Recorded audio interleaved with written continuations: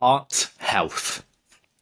So the first thing that we need to look at is erythrocytosis and polycythemia, because when we actually take a look at hematocrit levels, which do represent the proportion by volume of blood occupied by red blood cells, which we could see in this diagram here, they vary within different ranges. We can see for males, typically the normal range falls between 42 to 54%, while females a little bit less, 38 to 48%. Now, erythrocytosis is actually characterized by elevated hemoglobin levels, and that's when the hemoglobin level exceeds 18.5 grams per deciliter. So G, grams, DL, deciliter, or the hematocrit actually surpasses 52% in men. Now, when we've got these elevations in hematocrit, that can actually increase blood viscosity, and it does pose risks for various conditions like venous thromboembolism. That's a bit of a tongue twister there.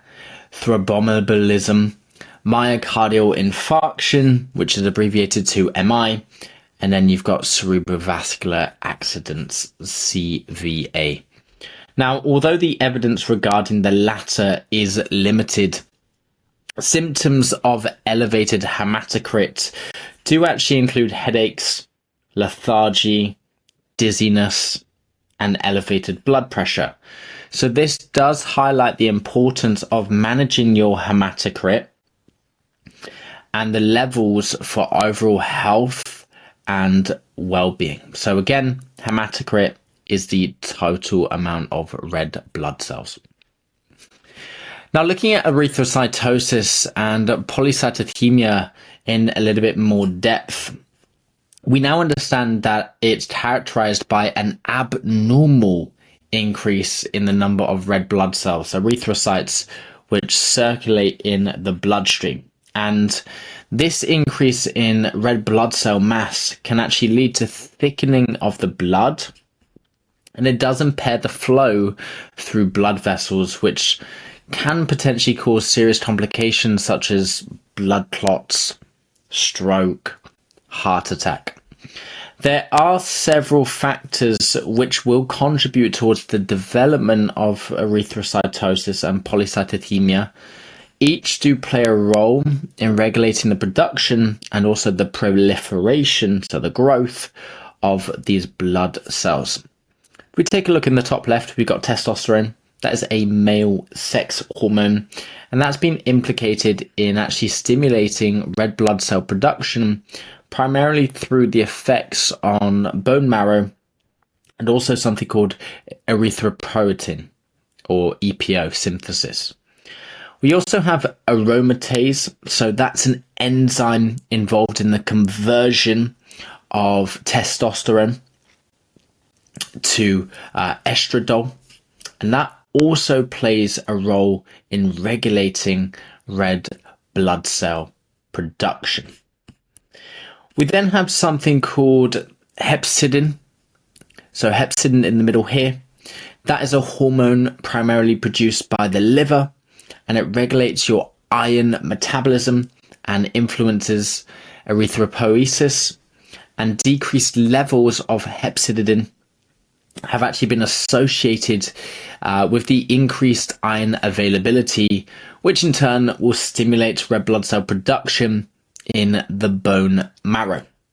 Now, although the exact mechanisms underlying erythrocytosis and polycythemia are not fully understood, there are several pathways which have been implicated, and these do include alterations in the hepatic transcript factors, which regulate the expression of genes for erythropoiesis, as well as changes in the body set points for regular blood cells, leading to dysregulation of erythropoietin production. Now, furthermore, erythropoietin, the hormone produced primarily by the kidneys in response to low oxygen levels, that stimulates the production of red blood cells in the bone marrow. When we've got increased erythropoietin levels, that will result in conditions such as hypoxia, so low oxygen levels, chronic lung disease, or certain tumors leading to erythrocytosis and polycythemia. So another hormone that we need to consider is something like estrogen, or particularly estradiol. That's been shown to stimulate erythropoiesis through its effects on bone marrow, and also red blood cell production as well. And we've got something called the estrogen receptor alpha, so the ERA. That influences erythrocyte proliferation, so again, the growth of these red blood cells, and it does contribute towards the development of erythrocytosis and polycythemia. Now, overall, if we were to phrase it as the pathogenesis of erythrocytosis and polycythemia, it involves complex interplay of hormonal, genetic, and also environmental factors with dysregulation of erythropoiesis and red blood cell production, leading to the observed increase in red blood cell mass. So when we actually understand these underlying mechanisms and their conditions, that's going to be crucial for developing effective diagnostic and therapeutic strategies to actually manage them. So how do we actually manage erythrocytosis? Well, maintaining adequate hydration is going to be crucial for overall health, not only erythrocytosis, particularly when you're using anabolics, so anabolic androgenic steroids or performance enhancement drugs. Hydration supports proper metabolism. 70% of your muscle is made of water, or source water, should I say. And it also helps with temperature regulation, nutrient transportation, and it aids in the elimination of metabolic products.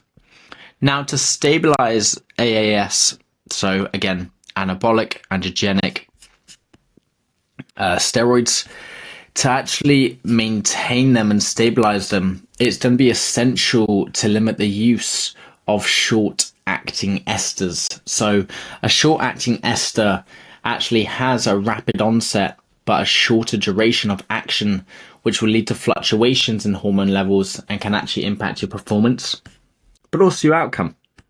We also want to manage our estradiol levels. So we saw estradiol on the previous slide, how testosterone actually goes to estradiol via the enzyme aromatase. And when we manage estradiol levels, especially when you're using AAS, imbalances can actually lead to adverse effects such as gynecomastia, so puffy nipples, water retention, even mood swings as well. So when we monitor and adjust AAS stacks to reduce heavy dihydroxy testosterone, so that's abbreviated to DHT, based aromatizing compounds, that's going to help to maintain your hormonal balance and also mitigate these risks. Controlled iron, that's going to be critical, as excessive iron levels can actually lead to elevated ferritin and associated health complications. Now, males in particular should aim for a daily iron intake below 8 milligrams to avoid potential adverse effects. And then we can look at things like monitoring sleep apnea and hypoxia, because that's indicated by an increase in carbon dioxide levels in laboratory tests, and that's going to be essential for AAS users as well. Sleep apnea and hypoxia in particular, they can negatively impact your recovery, your performance, and overall health, warranting prompt intervention if detected as well. And then finally, we want to consider regular blood donation every 8 to 12 weeks to maintain hematocrit below 55% based on lab results. That can be controversial. Sometimes it is necessary for those that do use performance enhancement drugs or AAS. elevated hematocrit levels are going to increase your blood viscosity, raising the risk of cardiovascular events such as stroke and heart attack. However, when you get your bloods done or you give a blood donation, that's going to help to reduce hematocrit levels and mitigate these risks, although it should be approached cautiously, and also you should have a consultation with a healthcare professional as well. So when we implement these strategies alongside responsible PED use or AS, that can help to mitigate potential risks and promote safer and effective performance enhancement. And regularly monitoring your hydration in particular, and also attention to hormonal and metabolic health, is going to give you a better understanding of how you can manage erythrocytosis. Dyslipidemia, that actually refers to an abnormal amount of lipids in the blood, including LDL, low density lipoprotein cholesterol, HDL, so high density lipoprotein cholesterol, triglycerides, and your overall total cholesterol levels. Now, low density lipoprotein cholesterol plays a causal role in the development and also the progression of atherosclerosis, which is basically just like fatty deposits that end up on your arteries, your veins, your capillaries, and also coronary heart disease as well, and cardiovascular disease.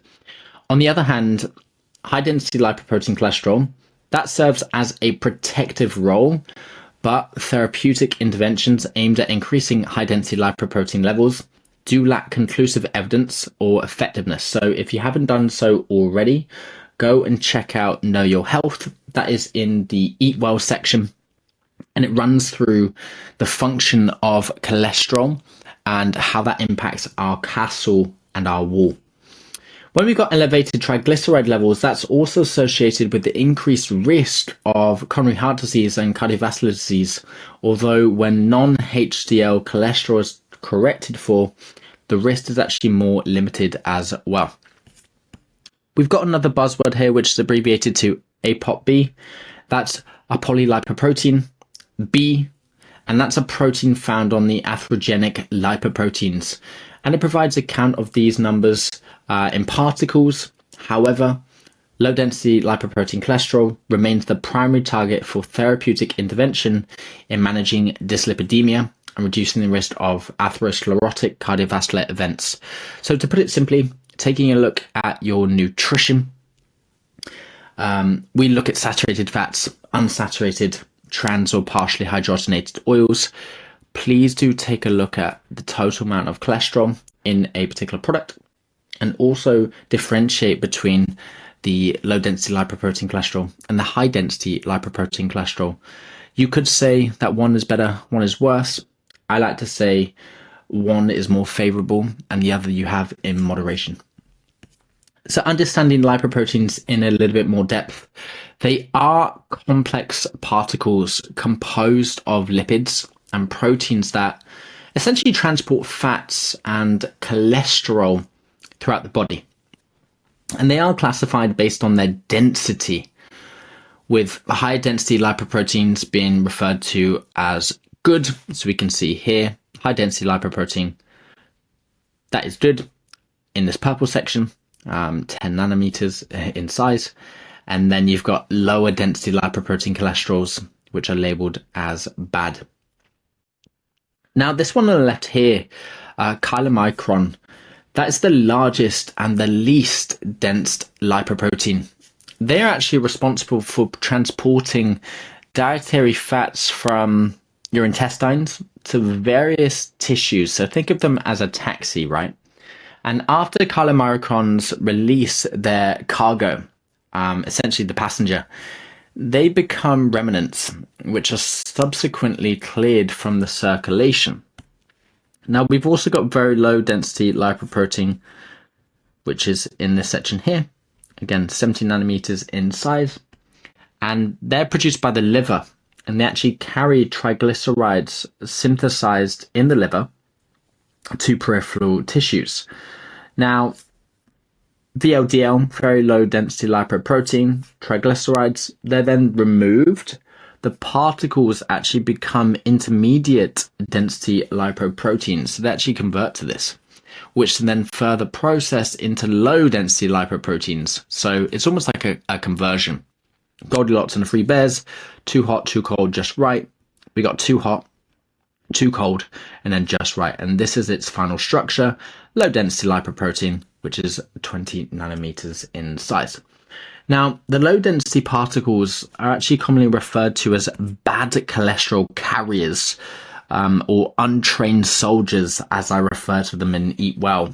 And that's because they're associated with an increased risk of atherosclerosis and cardiovascular disease. Now, conversely, high density lipoproteins in this purple segment here, they are considered good carriers or trained soldiers due to their role in removing excess cholesterol from the bloodstream and transporting it to the liver for excretion. So when we actually understand the classification and function of these particular lipoproteins, again, the chylomicron, the very low density lipoprotein, abbreviated to VLDL, the intermediate density lipoprotein, IDL, and then low density lipoprotein, LDL, and what's good and what's bad, we can actually better assess and manage lipid disorders, especially if you are someone that has dyslipidemia, and also the risk and the impact that has on coronary heart disease and cardiovascular disease.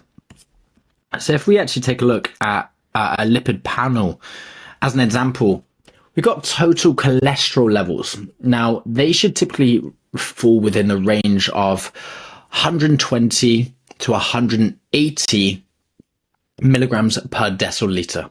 Okay, there should be a 0 here. And low density lipoprotein cholesterol, often referred to as bad cholesterol, ideally should be maintained between 100 milligrams per deciliter, although the normal range extends from around 62 to 130 milligrams per deciliter. So what's optimal is if it's less than 100 milligrams per deciliter, I would just say that's bang on average. Now, when we take a look at high density lipoprotein cholesterol, again, the good cholesterol ideally should be above 40 milligrams per deciliter for males, and then 50 milligrams per deciliter for females, with a normal range of around 35 to 135 milligrams per deciliter. We then have triglyceride levels. That indicates the amount of fat circulating in the blood, and that should typically fall between 0 to 200 milligrams per deciliter. And again, optimal levels are going to be less than 100 milligrams per deciliter. And then when we take a look at the ratio between low density lipoprotein cholesterol and high density lipoprotein cholesterol, ideally it should be kept below 3.55 for optimal cardiovascular health. And when we actually maintain these lipid levels with the recommended range, we can actually reduce the risk of cardiovascular disease and promote overall health and well-being. So the next time you do get a blood test and you take a look at the lipid panel, see whether you fall within this range. Perhaps your GP will give you the ranges as well, and make sure that you are doing absolutely everything within your diet and exercise which will influence these panels. Lipid management. So how do we actually look at dietary intervention which will play a crucial role in managing cardiovascular health? Well, we need to prioritize unsaturated fats over saturated fats, with an acceptable intake of saturated fats limited to around 6 to 9% of the diet. Sources from grass-fed beef and also omega-3 eggs are absolutely fine. And the majority of that fat intake should come from oils, nuts, seeds, while increasing fiber consumption from fruits, vegetables, whole grains. That is going to promote a healthy heart. We also want to cut back on processed and refined grains, because that's going to further support cardiovascular well-being. And additionally, when we incorporate fatty fish like sockeye, salmon, and heart-healthy foods such as pomegranates and beetroot into the diet, that's going to provide additional benefits as well. Looking at exercise intervention, that plays an integral part of cardiovascular health.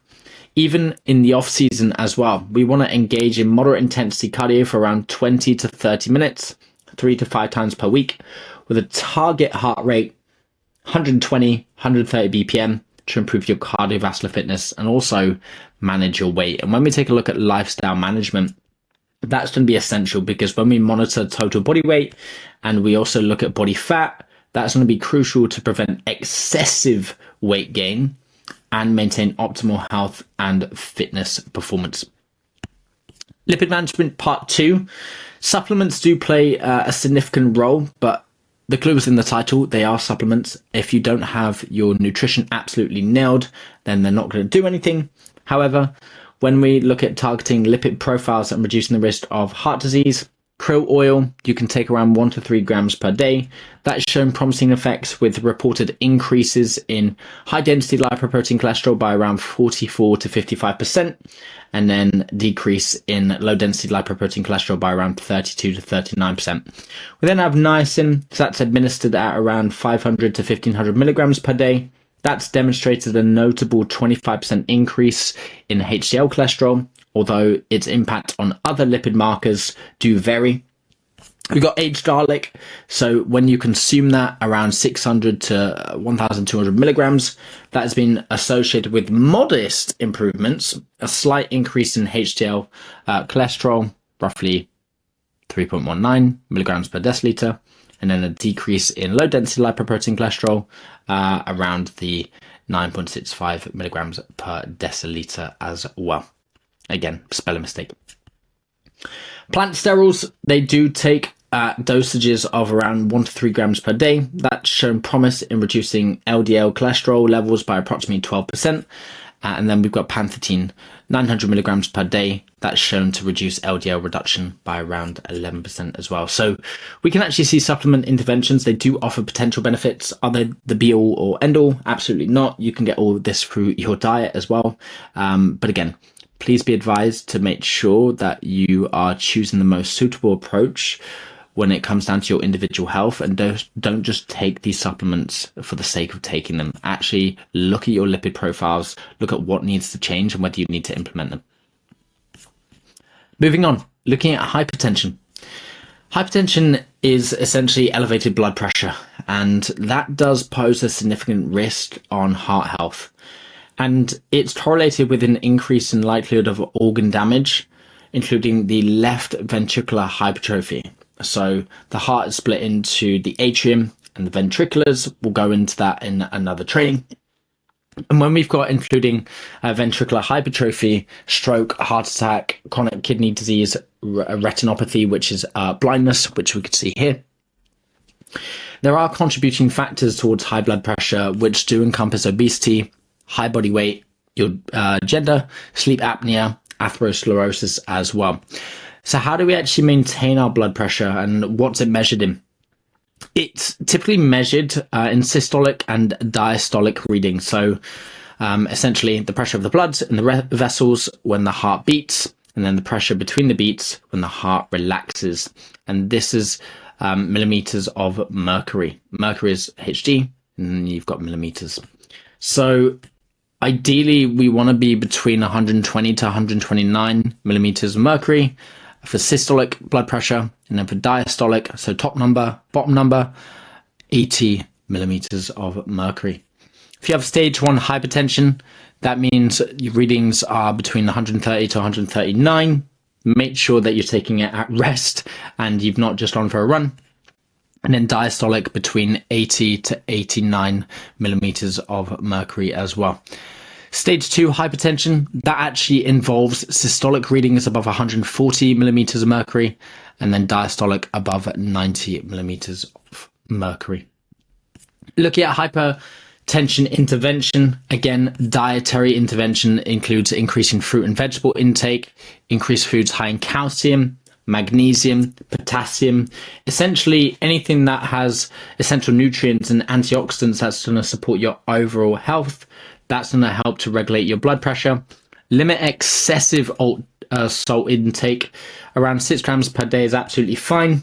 That's going to help to control your blood pressure. And then looking at nitrate-rich foods like beet, spinach, arugula, olive intake as well, increase this. One of my favorite cooking oils is olive oil or even rapeseed oil, and then ensure optimal hydration as well.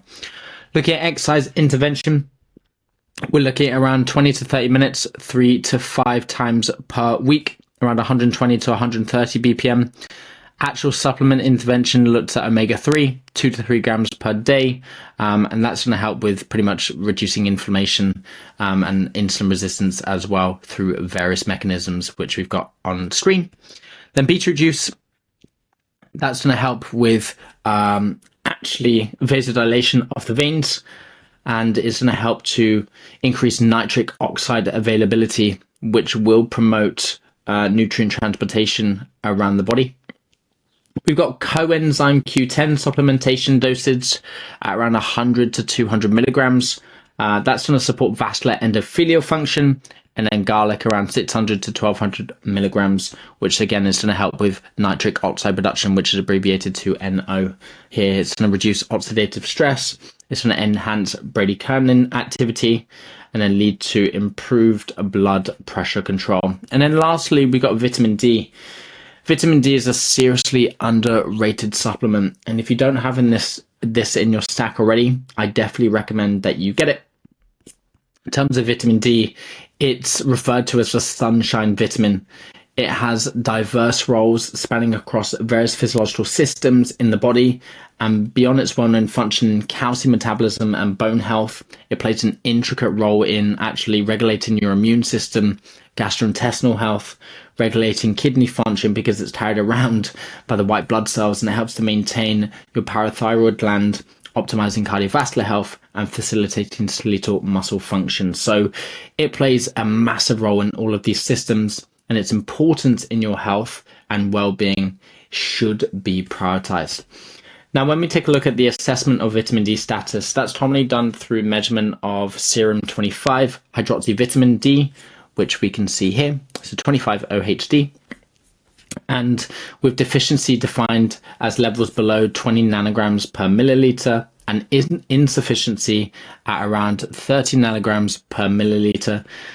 Deficiency in vitamin D has been associated with a myriad of health concerns, including chronic inflammation, depressive symptoms, heightened risk of cancer, cardiovascular disease, insulin resistance, neurodegenerative conditions.